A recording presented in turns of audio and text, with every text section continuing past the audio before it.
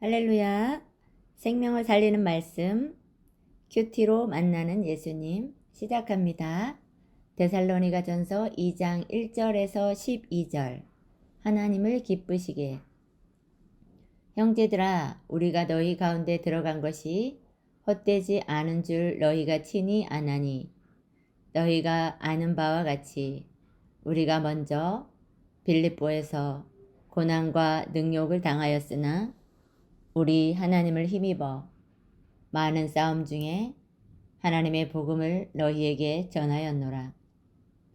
우리의 권면은 간사함이나 부정에서 난 것이 아니요 속임수로 하는 것도 아니라 오직 하나님께 옳게 여기심을 입어 복음을 위탁받았으니 우리가 이와 같이 말함은 사람을 기쁘게 하려 함이 아니요 오직 우리 마음을 감찰하는 하나님을 기쁘시게 하려 함이라. 너희도 알거니와 우리가 아무 때에도 아첨하는 말이나 탐심의 탈을 쓰지 아니한 것을 하나님이 증언하시느니라.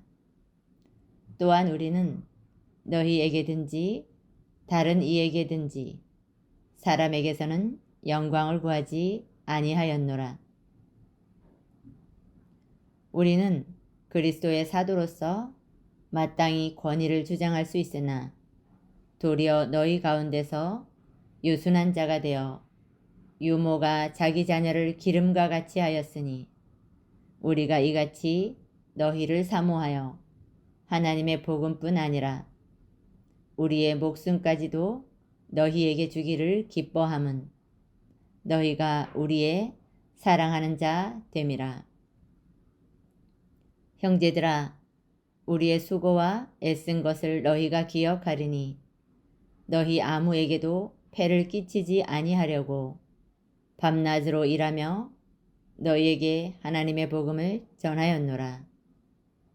우리가 너희 믿는 자들을 향하여 어떻게 거룩하고 옳고 흠 없이 행하였는지에 대하여 너희가 증인이요 하나님도 그러하시도다. 너희도 아는 바와 같이 우리가 너희 각 사람에게 아버지가 자기 자녀에게 하듯 권면하고 위로하고 경계하노니 이는 너희를 부르사 자기 나라와 영광에 이르게 하시는 하나님께 합당히 행하게 하려 함이라.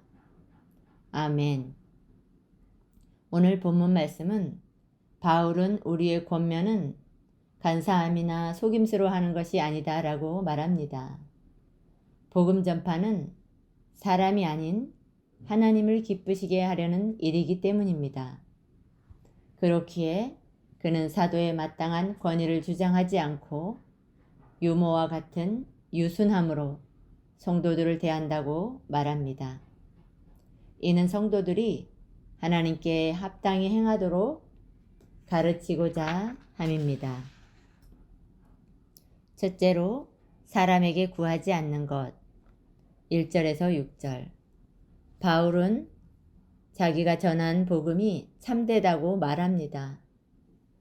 많은 고난과 능력 중에도 하나님을 힘입어 복음을 증거했다고 합니다.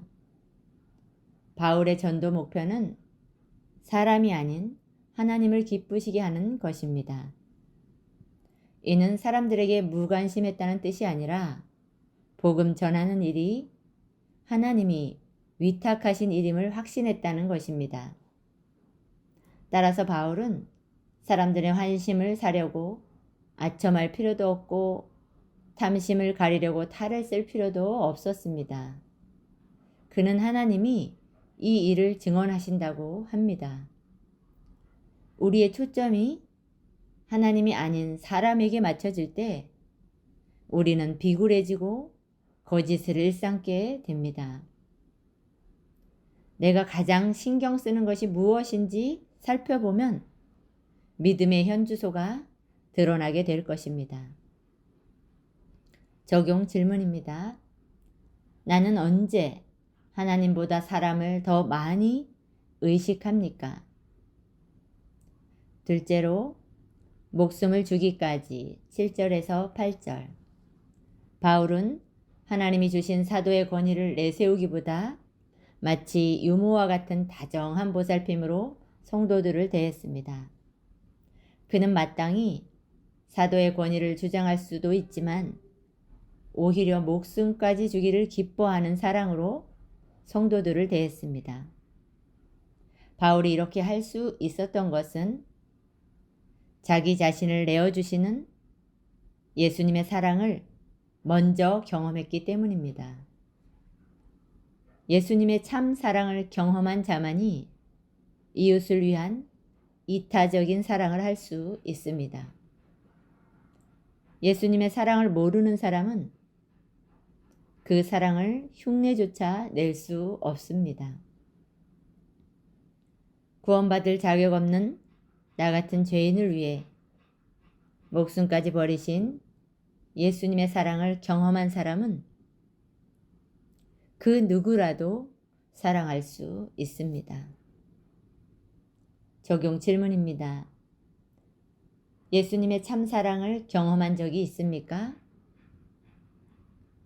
내가 목숨까지 주기를 기뻐하며 사랑해야 할 사람은 누구입니까? 셋째로 사랑과 권면 9절에서 12절. 바울의 이타적인 사랑은 구체적인 적용으로 나타납니다. 그는 성도들에게 부담을 주지 않으려고 정직히 땀 흘려 생활비를 벌었습니다. 사랑한다고 말하면서 구체적인 행함이 없다면 온전한 사랑이라고 할 수 없습니다.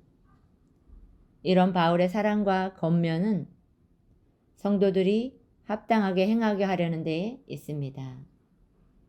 하나님은 우리가 영적으로 성숙해지도록 사랑과 권면으로 우리를 돕는 영적 공동체를 허락하십니다. 하나님이 우리에게 교회를 주신 것은 영적 공동체를 통해 성도로서 하나님 앞에 마땅히 행해야 할 것을 가르치고자 함입니다. 하나님이 허락하신 질서에 순종하고 겸손히 따르는 것이 하나님 앞에서 행하는 것을 배우는 방법입니다. 적용 질문입니다. 하나님이 나에게 허락하신 영적인 질서는 무엇입니까? 오늘 나의 이타적인 사랑을 어떻게 구체적으로 나타내겠습니까? 기도하겠습니다. 사랑이 많으신 하나님, 사람이 아닌 하나님만 온전히 기쁘시게 하는 삶을 살게 하옵소서.